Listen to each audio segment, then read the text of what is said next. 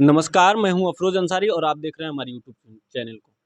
आज मैं विजिट किया हूं राकेश तूफान क्लासेस जो कि हरसिद्धि में पढ़ता है। हमारे साथ राकेश तूफान हैं जो उसके डायरेक्टर हैं। आज हम इनसे कुछ ऐसी बातों पे चर्चा करेंगे किसके वजह से ये यहाँ पे हरसिद्धि में दूसरे टीचरों से अलग कैसे हैं। इन सब चीज़ों के बारे में हम बात करेंगे। सबसे पहले सर आपका स्वागत है। वेलकम। आपके चैनल से जो भी सारे बंधु देख रहे हैं उन सबको मेरा गोड़ छू के प्रणाम। मैं राकेश तूफान सर, आप सभी लोगों का मैं वेलकम करता हूं। सर एक चीज़ आपसे पूछना चाहूँगा कि यहाँ पे आपसे पहले भी बहुत सारे टीचर चलाते होंगे ट्यूशन संस्थान। आपके दिमाग में, ज़हन में ये कैसी बात आई कि मैं भी यहाँ आऊँ, कुछ करूँ? क्या दिखा आपको समाज में जो आप अपना ट्यूशन संस्थान चलाना शुरू किए? देखिए, सबसे पहले ये बात है कि बच्चे लोगों के अंदर जैसे पढ़ाई को भी लेकर काफ़ी हेजिटेशन होता था। और ये तो पहले से मेरा यहाँ स्कूल भी चलता है, हॉस्टल भी चलता है। जब मैं यहाँ से जैसे मोतिहारी पढ़ा, मोतिहारी के बाद पटना पढ़ा और वहाँ से जब मैं यहाँ आता था तो बच्चों को भी पढ़ाता था। और देखता क्या था कि बच्चों के अंदर सबसे बड़ा हेजिटेशन है कि टीचर से कुछ क्वेश्चन पूछने में डर लगता था कि टीचर कैसे क्या मेंटेन करे, नहीं मेंटेन करे, डरता बहुत ज़्यादा था। तो मैं यहाँ से पढ़ाना भी चालू किया और बच्चों को जब मैं पढ़ता था, पढ़ाई काल से ही मैं पढ़ाना चालू किया, तो बच्चे लोगों को मेरे प्रति काफ़ी ज़्यादा प्रेम झलका और हमसे काफ़ी सपोर्ट में रहते थे। जब भी मैं आता था तो काफ़ी ज़्यादा वो लोग मेंटेन करता था और हम पढ़ाते थे ना, तो वो लोग भी बोलता था कि भैया आप पढ़ाना चालू कीजिए। लेकिन और हमको पढ़ाने से पहले से भी दिलचस्पी है। पढ़ाई काल से ही मैं बच्चों के फेर में सबसे ज़्यादा रहता हूँ। और ऐसे ही करते-करते जब यहाँ पे आता था, जब मेरा ग्रेजुएशन की पढ़ाई फिनिश हुई, तो उसके बाद क्या हुआ कि जब हम यहीं पे आके रुक गए और तो कोई चारा नहीं चला। पढ़ाते-पढ़ाते कुछ बच्चा बोला कि ना आप बैच को स्टार्ट कीजिए, आप पढ़ाइए, आपका जो स्टाइलमेंट है काफ़ी ज़बरदस्त है। तो हमने बोला कि भाई हमको बच्चा यहाँ मिलेगा कहाँ से? राकेश तूफ़ान को जानता यहाँ पे कौन है? तो ऐसे करते-करते मतलब इस जर्नी की शुरुआत हुई। 3 स्टूडेंट से मैंने पढ़ाना चालू किया। पढ़ाते-पढ़ाते आज मैं यहाँ तक आया। और सर आपने शुरू में जब अपना ट्यूशन संस्थान शुरू किया था तो आपने एक स्लोगन दिया था। शायद आपको कन्फर्म हो, चाहे मैं याद दिला दूँ कि हरसिद्धि को कोटा बनाना है। इस चीज़ में आप कहाँ तलक सफल हो पाए? कहने का मतलब कि जब मैं यहाँ पे आया तो मेरे अंदर इस सवाल डेवलप हुआ और मैंने इसको सारे लोगों के सामने झलकाया कि हरसिद्धि एक रूरल एरिया है, एक देहात क्षेत्र है और देहात क्षेत्र में भी बच्चे काफ़ी टैलेंटेड होते हैं, बहुत ज़्यादा टैलेंटेड होते हैं और इस टैलेंटेड को लोग पहचान नहीं पाता है। ऐसे सोच के करता है कि चलो देहात के बच्चे हैं, थोड़ा मोड़ा कुछ पढ़ने वाले हैं, उसी को मेंटेन कर लिया जाए, बाकी लोगों को छोड़ दिया जाए। तो लेकिन मेरे अंदर ये जो बात डेवलप हुआ कि हम भी यहाँ के बच्चों में काफ़ी प्रतिभा देख रहे हैं और उसको डेवलपमेंट कर सकते हैं। कहने का मतलब है कि मैंने सोचा कि यहाँ की एरिया को भी हम कोटा बना सकते हैं। जैसे कोटा जो एरिया था बहुत पहले से शिक्षा में फेमस नहीं था। वहाँ जो एक बंसल जी हैं, बंसल क्लासेज भी चलता है, उनके माध्यम से आज कोटा कोटा है। वो अकेले एक आकर के वहाँ के मेंटेन को काफ़ी डेवलपमेंट कर दिए। तो मैंने भी सोचा मेरे अंदर भी एक सपना है, आज भी सपना है कि हरसिद्धि मेरा कोटा बने। हाँ, हो सकता है कि हमसे ना बने, लेकिन मेरे जैसे बहुत सारे राकेश तूफ़ान यहाँ पैदा हो जाएँ, किसी न किसी दिन हरसिद्धि तो कोटा बन ही जाएगी और मेरे को आज भी याद है ये सब। लेकिन सर हरसिद्धि सबको अपना एक अलग पहचान होना चाहिए। राकेश तूफान है, राकेश कोई दूसरा राकेश तूफान नहीं हो नहीं, सकता। नहीं, नहीं। अनिल जी हैं, कोई दूसरा अनिल जी नहीं नहीं, होता। नहीं, मुझे नहीं। लीजिए मेरे जगह पे कोई दूसरा नहीं हो सकता। नहीं। इसी में इंक्रीज करके बेहतर कैसे करा जाए? तो हरसिद्धि को हरसिद्धि ना बना के कोटा कैसे बना दिया जाए? यहाँ पे सबसे मेन कि जितने भी सारे शिक्षक बंधु हैं, सबको काफ़ी अपने बच्चों के सामने ईमानदारी झलकाना पड़ेगा। बच्चों के सामने ऐसे ट्रीटमेंट करना पड़ेगा कि बच्चा आपसे डरे नहीं। सबसे मेन ख़ासियत है कि बच्चा को पूछने में डर लगता है और मैं अपनी मतलब ख़ासियत नहीं, वो चाहे मेरा डे मेरिट हो या डिमेरिट हो, हम अपने बच्चों से यह बोलते हैं कि भाई आपको कहीं से भी कोई प्रॉब्लम हो, आप बेहिचक पूछ सकते हैं। पूछने में टेंशन क्रिएट नहीं करना है। थोड़ा मैं हँसा-खिला के पढ़ा लेता हूँ कि स्टूडेंट लोगों से फ़ैमिलियर बन जाना चाहता हूँ, फ्रेंडशिप तैयार करता हूँ और बच्चे ख़ासकर मैं उनके सामने ऐसा ट्रीटमेंट करना चाहता हूँ कि बच्चों को पहले पूछने की नौबत ना आए। मैं ऐसा अपने आप को ढाल के मेंटेन करना चाहता हूँ कि मेरे सामने जो भी सारे बच्चे बैठे हों, वे पूछें नहीं, लेकिन पूछें तो डरे नहीं। ठीक। राकेश जी लगभग आप 8-10 सालों से, कहे तो 12 सालों से 12 ट्यूशन साल। चला रहे हैं, हुँ, ठीक है?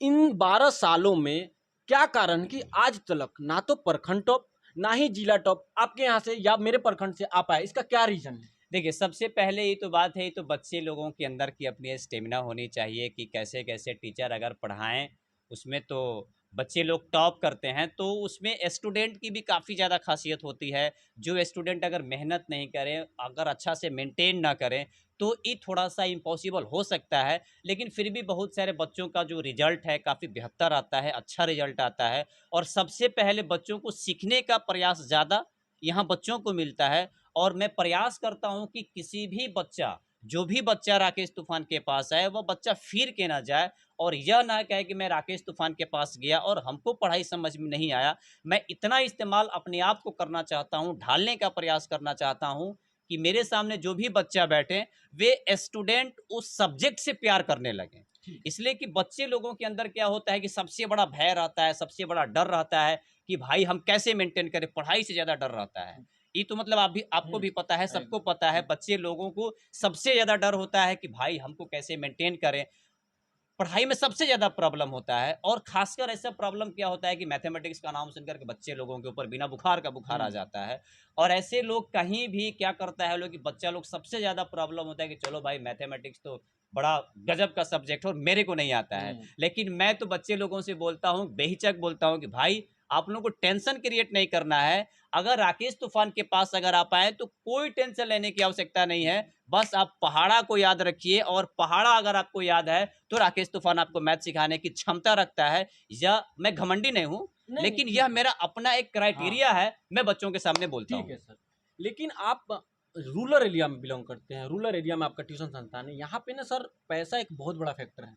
इस चीज़ ये को तो आप है, नकारेंगे ये नहीं। तो है। यहाँ पैसा पे तो रह के फैक्टर है। पैसे की वजह से कोई बच्चा अनपढ़ ना रहे, हाँ, हाँ। उसके लिए आपके ट्यूशन संस्थान में क्या प्रोसीजर है, उसको बच्चों को बताएँ? बहुत हेल्प मैं करता हूँ। बच्चे लोगों को बोलता हूँ कि अगर किसी का अगर बैकग्राउंड अगर कमज़ोर है, तो मेरे तरफ से पूरा हेल्प रहता है। आके मेरे हमसे बोले, कोई बच्चा बोले कि मेरा ऐसा-ऐसा प्रॉब्लम है और ऐसा तो मैं बोलबे करता हूँ, करबे करता हूँ। ऐसा भी करता हूँ, ऐसे भी बच्चों को मैं फ्री में पढ़ाता हूँ, जिनके पेरेंट्स अगर उसके एलिजिबल नहीं हैं, मतलब उसके पावर में उनको नहीं है कि कैसे पढ़ाऊँ, ना पढ़ाऊँ, वैसे लोगों को मैं बैठा के पढ़ाता हूँ। यहाँ मेंटेन करता हूँ अभी और वे लोग पढ़ते हैं। हाल ही में सर आपने जैसे पहले वीडियो से पहले आपसे जैसे मैंने बात किया तो आप बता रहे थे कि मोतिहारी में भी आप इंक्रीज कर रहे हैं, वहाँ भी डेवलप कर रहे हैं अपने ट्यूशन को। तो वहाँ पे बच्चों को जाने के लिए या वहाँ पे कौन-कौन सी क्लास की एजुकेशन देते हैं, उसके बारे में बताइए बच्चों को? वहाँ जैसे मैं चांदमारी मोतिहारी में मैथ का बैच पढ़ाता हूँ और वहाँ का बैच का नाम तूफ़ान्स मैथ्स है। जी, एमपीएस वहाँ पे एक स्कूल है, मॉडर्न पब्लिक स्कूल के दक्षिण साइड में मैं वहाँ पढ़ाता हूँ। 2 साल हो गया पढ़ाते हुए।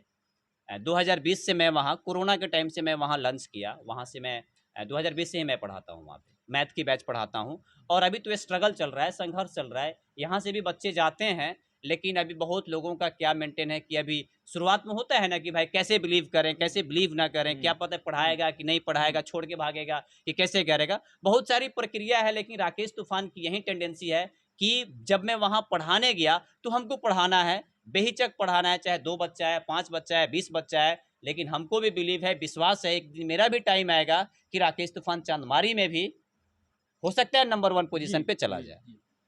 अब मेरी शुभकामनाएँ आपके साथ हैं। चलते-चलते मैं आपसे 2-4 सवाल और पूछूँगा, उसके बाद विदा ज़रूर, लूँगा आपसे। बहुत कुछ है। आप अपने तरफ से बच्चों को कुछ इंक्रीज़ कीजिए कि कैसे तैयारी करा जाए, किस तरह से पढ़ाई का शेड्यूल बनाया जाए और आते टाइम आपके यहाँ बच्चे अपने ज़हन में कौन-सी ऐसी बात लेके चले कि हमारे फैमिली परिवार में जो भी है माँ-बाप कितना मेहनत करके सर को पैसे देते हैं, उसका कैसे हम इस्तेमाल करें?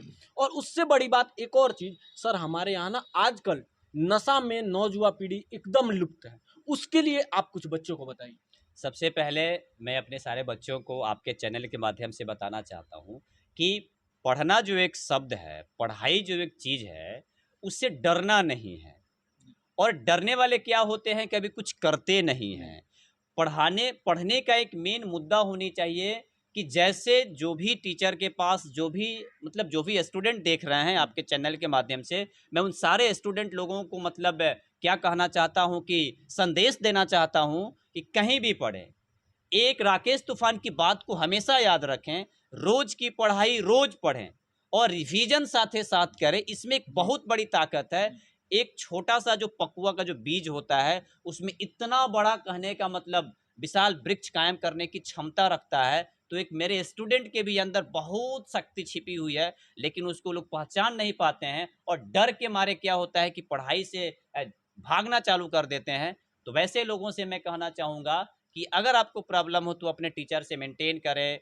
क्लास में अगर पूछने में अगर लाज लग रहा है, शर्म आ रही है, तो भाई बाहर भी जाके मेंटेन करें। लेकिन हम लोगों से कहना चाहेंगे, स्टूडेंट लोगों से, कि लाज कैसी? अगर आप लाज कीजिएगा तो पढ़ कैसे सकते हैं? और पढ़ाई में तो लाज होना ही नहीं चाहिए। बिल्कुल नहीं। पढ़ाई में तो बेलज बन के पढ़ना चाहिए और बेलज बन के भी टीचर लोगों से क्वेश्चन पूछना चाहिए कि सर हमको यहाँ प्रॉब्लम है, हमको यहाँ बताया जाए। लेकिन बच्चों में बड़ा फैक्टर होता है कि हमको लाज लगेगा, फलना क्या कहेगा। हम कुछ पूछते हैं तो बगल वाला जो दोस्त है हंस देगा, अरे तोरा नहीं आया, अरे हमको तो आ गया, अरे तुमको आ गया तो हमको तुमसे क्या मतलब है, तू खा लिया तो मेरा पेट थोड़े भर गया, हम खाएंगे तब तो मेरा पेट भरेगा। तो बेहिचक बच्चों को टीचर से सामना करनी चाहिए। टीचर में स्टूडेंट लोगों का हक होता है कि जब हमको टीचर की बात नहीं समझ में आई तो हमारा फर्ज होता है पूछना। और स्टूडेंट लोगों से मैं कहना चाहूँगा कि आप डरे नहीं, डर का सामना करें और अच्छा से पढ़ाई करें। रोज की पढ़ाई रोज पढ़ें, रिवीजन साथ साथ करें, तो परीक्षा के समय आपके ऊपर बर्डन नहीं आएगा, टेंशन क्रिएट नहीं हो सकता है। नहीं तो अक्सर बच्चों को सामने पता है क्या होता है सर, कि जब एग्ज़ाम आता है तो एग्ज़ाम के समय काफ़ी टेंशन माथे पे हो जाता है। कोई अच्छा भी बात कहता है तो बच्चे लोगों को टेंशन हो जाता है, खीस बढ़ता है। छोटा भाई अगर कुछ पूछता है कि भैया पढ़ाई कैसे चल रही है, तो बच्चा लोग क्या करता है कि भागो नहीं तो मारेंगे, 2 थप्पड़ मारेंगे यहाँ से। मैंने बहुत सारी ऐसी प्रक्रियाएँ हो जाती है। इसका एक ही रीज़न है, पता है क्या रीज़न है? रोज़ की पढ़ाई रोज़ बच्चे नहीं कर पाते हैं। 100% में 5% ही ऐसे स्टूडेंट लोग हैं जो रोज़ की पढ़ाई रोज़ पढ़ते हैं और रिवीजन साथ साथ करते हैं। लोगों का क्या कहना है कि चलो लास्ट में 2 महीना एग्जाम रहेगा ना, तो हम लोग रिवीजन करेंगे, अच्छा से रिवीजन करेंगे। बताइए कैसे हो सकता है? 10 दिन की पढ़ाई तो बच्चे लोगों को याद नहीं रहता है, तो 1 साल की पढ़ाई का रिवीजन 2 साल में, क्या 2 महीना में सॉरी कैसे कर सकता है लोग? लेकिन मैं वैसे सभी स्टूडेंट लोगों को एक संदेश देना चाहता हूँ, यह राकेश तूफान का संदेश है कि बच्चे, आप बाबू लोग बेहिचक मेहनत करें और रोज की पढ़ाई रोज पढ़ें और रिवीजन साथ ही साथ करें। पढ़िएगा तब तो प्रॉब्लम क्रिएट होगा, तब तो अपने टीचर से मिलने जाएंगे और प्रॉब्लम को सोल्व कर हम करवाने जाएंगे। अगर हम नहीं पढ़ें नहीं पढ़ें नहीं पढ़ें नहीं पढ़ते जाएं, लास्ट में क्या होता है कि 2 महीना जब एग्जाम का होगा तो हम कैसे मेंटेन कर सकते हैं? वहाँ तो फिजिक्स है, केमिस्ट्री है, बायो है, मैथ है, हिस्ट्री, सिविक्स, बहुत सारे सब्जेक्ट का प्रॉब्लम क्रिएट हो जाएगा और कुछ नहीं होगा। और बच्चे लास्ट में क्या कहते हैं कि जो होगा सो देखा जाएगा। सर जहाँ भी हम जा रहे हैं एक सवाल पर्सनली हम पूछ रहे हैं कि हमारे यहाँ जो गवर्नमेंट स्कूल है वहाँ पे जो टीचर अपॉइंटमेंट किए गए हैं वो कहीं ना कहीं आपसे हमसे वेल ट्रेंड है। जरूर। टीटी पास किए होंगे जब ही गए होंगे, बीएड किए होंगे जब ही गए होंगे, उनकी सैलरी भी 30 40 50 60 जैसे मतलब उनकी क्षमता के हिसाब से रखा गया है। क्या कारण है कि बच्चे गवर्नमेंट स्कूल में जाने के बाद भी आपके यहाँ ट्यूशन या कहीं और ट्यूशन जाने की जरूरत पड़ रही है? सबसे पहले इसकी बात ये है कि सरकारी स्कूल में, गवर्नमेंट स्कूल में टीचर लोग हैं, काफ़ी वेल टीचर हैं, काफ़ी ज़बरदस्त मतलब उनकी एजुकेशन पॉलिसी है। लेकिन फिर भी जब बच्चे लोग जाते हैं ना, तो मेरा जहाँ तक हिसाब है, हो सकता है कहीं मन से ना पढ़ाता होगा लोग, ये भी हो सकता है।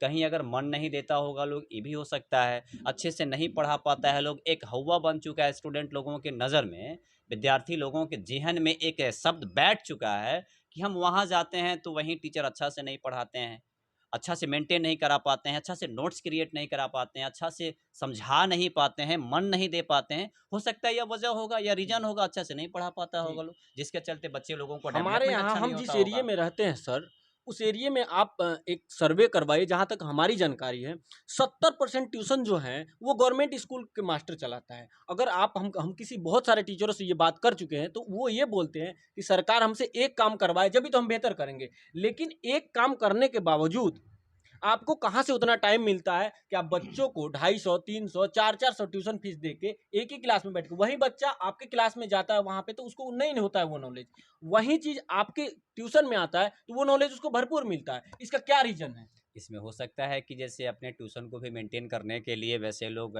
कहीं अगर क्लास में अच्छे से मेहनत नहीं कर पाएँ, या हो सकता है सरकार भी बहुत सारे मतलब टीचर लोगों के ऊपर दबाव बना के रखती है कि यह काम करो, यह काम कीजिए, ऐसे काम कीजिए, बहुत सारे सिस्टम में फंसा के रखती है। तो हमारे कहने का मतलब है कि मैं सरकार से भी दरख्वास्त करूँगा, बिहार के मुखिया जी जो हैं श्री नीतीश कुमार जी हैं, उनसे भी मैं कहने का मतलब रिक्वेस्ट करना चाहूँगा कि ये ऐसे काम को मेंटेन करने के लिए आप बाहर से भी कुछ बहाली कर दिया जाए, कुछ मेंटेन कर दिया जाए कि फलना फलना काम, जैसे जनगणना वाला काम हुआ, जैसे मेंटेन करने वाला काम हुआ। जैसे हाल फिलहाल में एक बात आया था, जी। हाल फिलहाल में मैं एक बात का आगाह करना चाहता हूँ कि ऊपर से फरमान आया था, आदेश आया था कि जितने गवर्नमेंट टीचर हैं उनको शराब पकड़नी है। जी। शराब वाली बात इस पे बात मैं पे हम खुल के बात बोलना करेंगे। चाहता हूँ। जी। कम कम से कम इस चैनल के माध्यम से जितने भी सारे मेरे प्यारे लोग देख रहे हैं, इसको काफ़ी ज़्यादा पब्लिक कीजिए कि शराब शराब की जो बात है, मैं मुख्यमंत्री नीतीश कुमार जी से कहना चाहूँगा कि अगर आप चाह दीजिएगा तो शराब तो 2 घंटा में बंद हो बंद जाएगा, हो जाएगा। लेकिन आप तो चाह ही नहीं रहे हैं, तो कैसे बंद हो सकता है? ये तो नाटक हो रही है ना। हम तो बिहार के मुखिया जी से भी बोल सकते हैं ना कि अगर आप चाह दीजिएगा, यह मेरा कहने का मतलब, मैं रिक्वेस्ट कर रहा हूँ। एक जनता होने के नाते मेरा क्वेश्चन करना आपसे फ़र्ज़ है और मैं क्वेश्चन करूँगा कि मतलब टीचर लोग शराब क्यों पकड़ने जाएँ? क्यों पकड़े? बाकी लोग तो यहाँ पुलिस पदाधिकारी तो पकड़ ही नहीं रही है, उनके ऊपर भी जानलेवा हमला हो जा रहा है, तो टीचर लोग तो और भाई कमज़ोर इंसान होता है लोग। जी। टीचर लोगों के पास कोई बॉडीगार्ड है, कुछ नहीं है, कैसे क्या है? वो किसी के पास अगर कम से कम कहने का मतलब कि शराब ठीक है, नहीं पकड़ेगा। शराब की ज़िम्मेवारी दे दिया गया था, फिर भी बाद में उसको खींच लिया गया, बाद में उसको वापस कर लिया गया, कानून को वापस ले लिया गया, बाद में सफाई देने लगा लोग कि नहीं, हम लोग तो ऐसे बोले थे कि ऐसे मेंटेन करना है, पीछे से जवाब दे देना है, बता देना है कि कौन शराब पीता है, कौन क्या करता है। जब आपकी पुलिस नहीं काम कर सकती है, आपके पास पुलिस के पास बंदूक है, सब चीज़ है, सारे हथियार से लैस है, वे लोग जब नहीं उतना सक्सेस हो गया तो एक टीचर निहत्था कैसे क्या कर सकता है? इसमें कुछ नहीं कर सकता है। लेकिन मतलब नीतीश कुमार जी जो बिहार के मुखिया हैं, जी। इतने दिनों से गद्दी पे बैठे हुए हैं। हमरे कहने का मतलब अगर वो सही से चाह दें तो शराब आज बंद हो सकता है, वो बंद हो जाएगा। लेकिन वो नहीं चाहते हैं। सिंपल सी बात है, जहाँ तक मेरा अपना मतलब ठीक है। एक्सपीरियंस कहता आपकी है। बातों से सर हम सहमत हैं। लेकिन हम बात कर रहे थे एजुकेशन पे, ठीक है?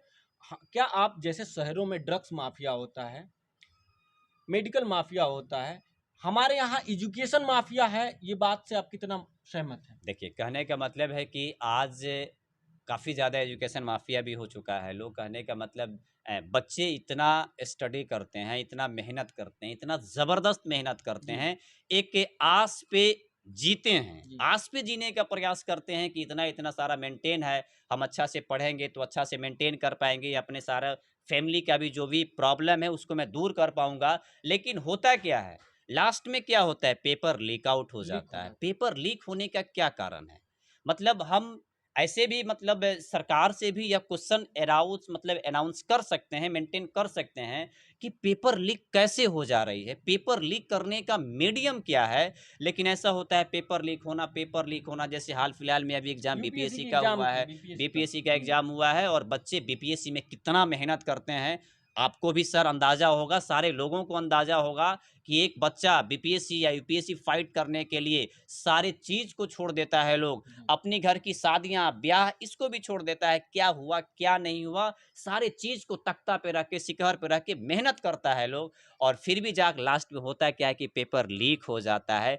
कितना दर्द होता होगा, कितना टेंशन क्रिएट होता होगा और बहुत लोग इसको सँभाल नहीं पाता है और खुदकुशी कर लेता है, तो बाद में खुदकुशी करने का ही मतलब क्या होगा? बच्चे लोग टेंशन में आ जाते हैं, कितना मेहनत किया, फिर भी ऐसा मेंटेन हुआ। पेपर लीक होने का वजह क्या है? अब तो सरकार के हाथ में ही होनी चाहिए। जहाँ से लीक हो जा रही है, आजकल तो मल्टीमीडिया का युग है ना, ज़रूर। कहाँ से लीक हुआ, क्या मेंटेन हुआ, क्या नहीं मेंटेन हुआ, आप तो वहाँ से भी ट्रीटमेंट कर सकते हैं ना। आप वहाँ के डीएम को मेंटेन कर सकते हैं ना, डीएम साहब भी जी। तो जा सकते हैं। जी। जी। माननीय जिला पदाधिकारी जो हैं, जिला की सारा हैंडलिंग जब अपने हाथ में है, तो माननीय डीएम साहब भी तो इसको मेंटेन कर सकते हैं कि कहाँ से क्या हुआ, जी। कहाँ से कैसे क्या मेंटेन हुआ, कैसे लीक हुआ। सोशल मीडिया का युग है, आजकल तो पता चलता है कि फलाना यहाँ से आया, फटाफट कंप्यूटर या लैपटॉप या जो भी सारा टेंशन हुआ जाता है, लेकिन पेपर लीक होने का मामला फिर उजागर क्यों नहीं होता है? चलते-चलते आपसे अब थोड़ी-सी लास्ट में एक सवाल सर कि आप हमारे बच्चों को कुछ ऐसा बात संदेश दीजिए ताकि बच्चे इन सब चीज़ों के जैसे नशा पे हमने बात की, पेपर लीक की वजह से बच्चों का हिम्मत ना टूट जाता है